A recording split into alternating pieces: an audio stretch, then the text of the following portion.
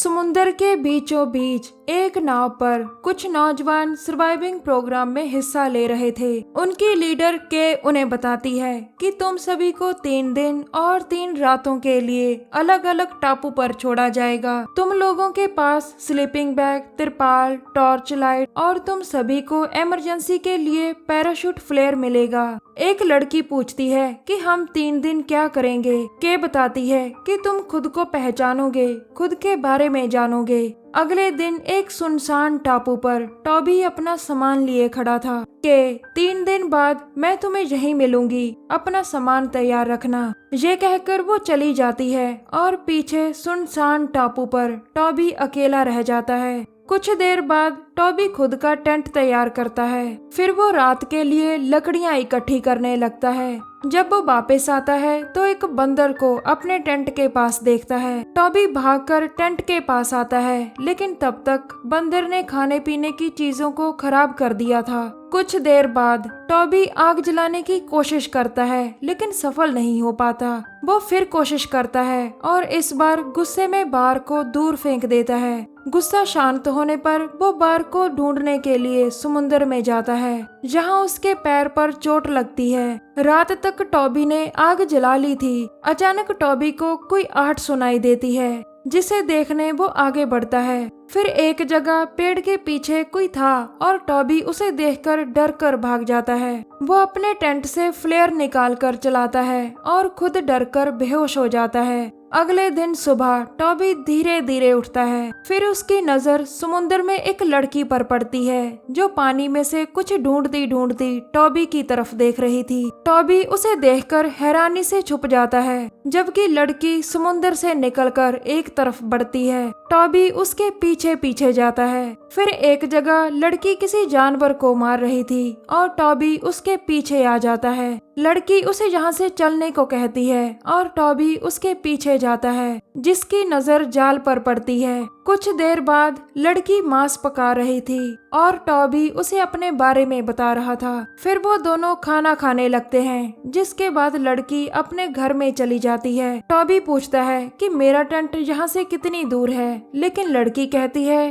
कि वहाँ जंगली जानवरों से खतरा है। रात को लड़की की बात मानकर टॉबी वहीं उसी के घर के पास रुक जाता है। अगले दिन सुबह टॉबी उठकर लड़की के पास आता है। फिर वो खाने की तलाश में जाते हैं। रास्ते में लड़की बताती है कि मेरा नाम मैंडी है और मैं अपनी माँ के साथ यहाँ रहती हूँ। फिर वो दोनों साथ मिलकर शिकार की तैयारी करते हैं और एक ही दिन में काफी घुल मिल जाते हैं। दिन ढलते ही वो दोनों एक बड़े से पेड़ के पास आते हैं। पेड़ पर इंसानी खोपड़ी को देखकर टॉबी डर जाता है। मैंडी, अगर मेरी माँ ने तुम्हें ढूंढ लिया तो वो तुम्हें मार देगी।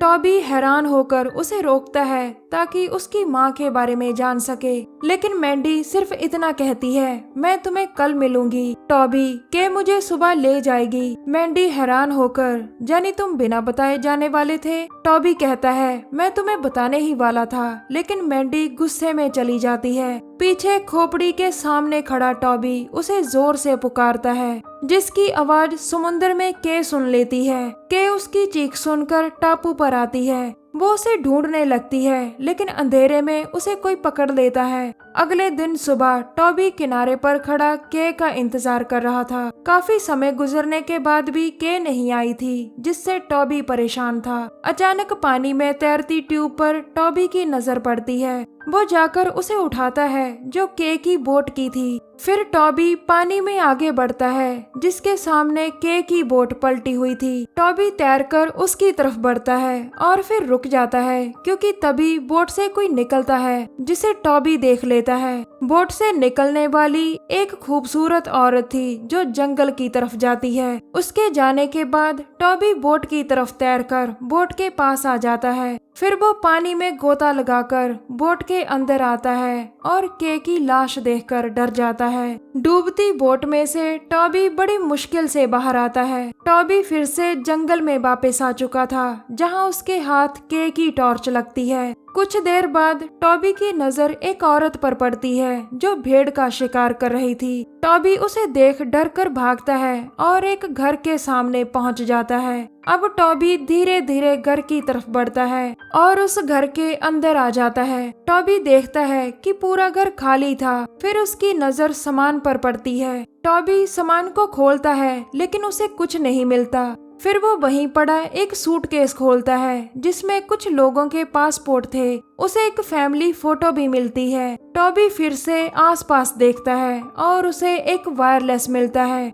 वो वायरलेस से मदद मांगता है लेकिन दूसरी तरफ से आवाज नहीं आती और तभी वो औरत आती है जिसे देख टॉबी छुप जाता है। औरत के साथ मैंडी भी थी। मैंडी टॉबी को देख लेती है और उसे अपनी माँ से दूर जाने को कहती है। कुछ देर बाद टॉबी खतरनाक हालातों से लड़ने के लिए जाल तैयार करता है। फिर वो किनारे पर बहुत सी लकड़ियां इकट्ठी कर रात को उन्हें आग लगा देता है।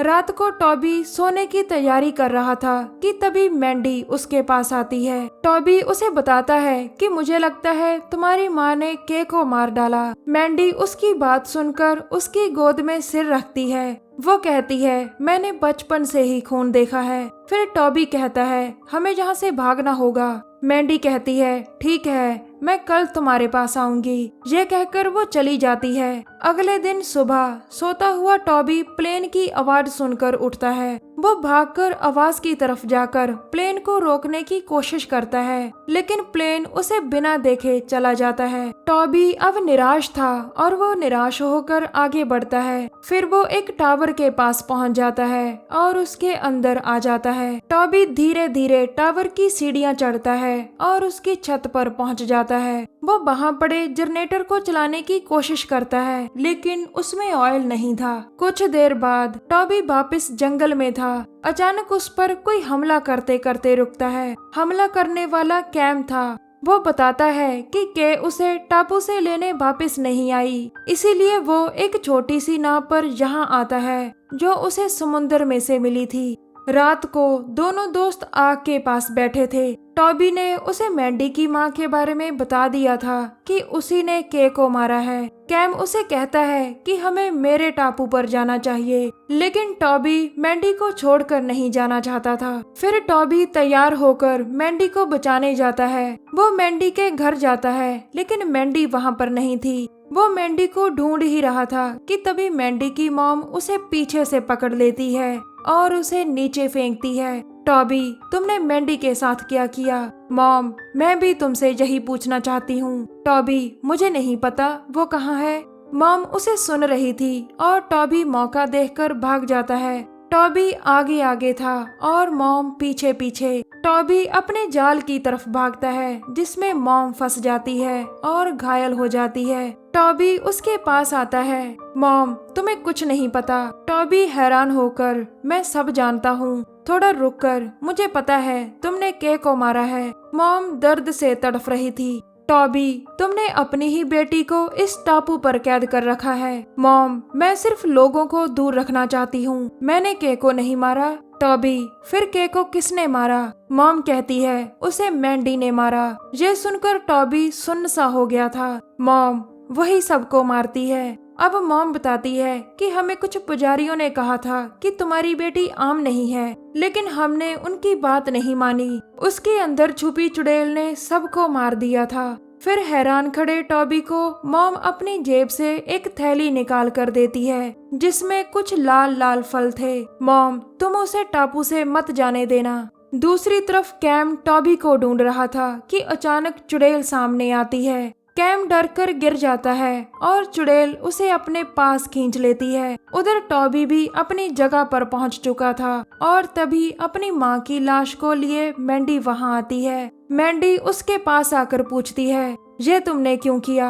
टॉबी डर कर ये मैंने हमारे लिए किया। टॉबी का जवाब सुनकर मैंडी खुश हो जाती है और उसे गले से लगा लेती है। मैंडी थोड़ा आराम कर फिर टापू से जाना चाहती थी लेकिन अचानक वो टॉबी पर हमला करने लगती है और टॉबी उसके सिर पर वार करता है। फिर वो मॉम की दी हुई थैली में से फल निकालकर उन्हें मैंडी के मुंह पर निचोड़ता है, क्योंकि मॉम का मानना था कि इससे मैंडी कुछ समय के लिए शांत हो जाती है। टॉबी पास पड़ी रस्सी से मैंडी को बांध देता है। फिर वो मैंडी के घर जाता है और वहाँ से ऑयल उठा लेता है। टॉबी अब वापस लाइट हाउस की छत पर आता है और जनरेटर में ऑयल डालता है। टॉबी अब जनरेटर को चलाता है और लाइट हाउस की लाइट चल पड़ती है। टॉबी को उम्मीद थी कि वो अब बच जाएगा, लेकिन उसकी उम्मीदें जल्द ही टूटने वाली थी, क्योंकि मैंडी आजाद हो चुकी थी। टॉबी धीरे धीरे सीढ़ियाँ उतर रहा था, लेकिन तभी सीढ़ियाँ टूट जाती हैं। टॉबी नीचे गिरता है और ऑयल भी बाहर गिरता है।